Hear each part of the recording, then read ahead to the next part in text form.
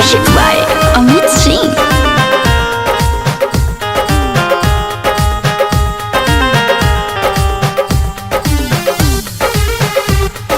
Mega recording studio बाजार भी थी।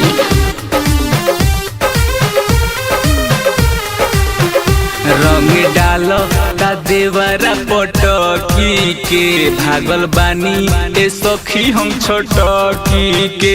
रंग डालो ता देवरा पटकी के भागल बानी ए सखी हम छोटकी के। लेके पिचकारी खोलल चाहे सारी चले झटकी के। रंग डालो ता देवरा पटकी के भागल बानी ए सखी हम छोटकी के। रंग डाला ता देवरा पटकी के भागल बानी ए सखी हम छोटकी के।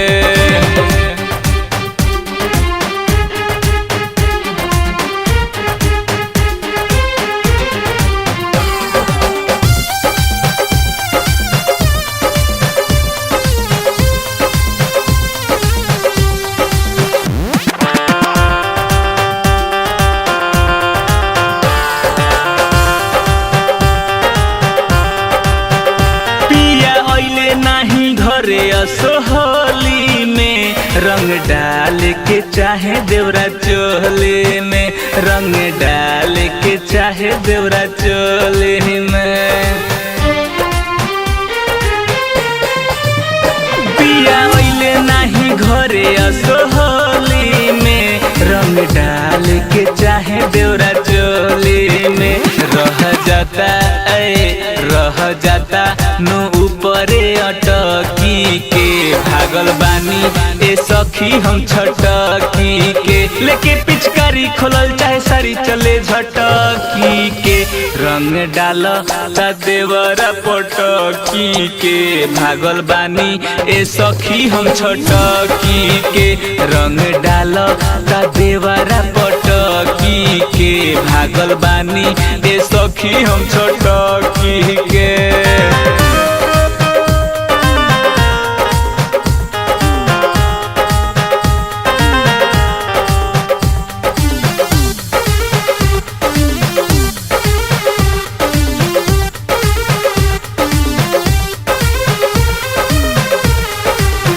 सैया संतोष के कुछ न बुझाला हो।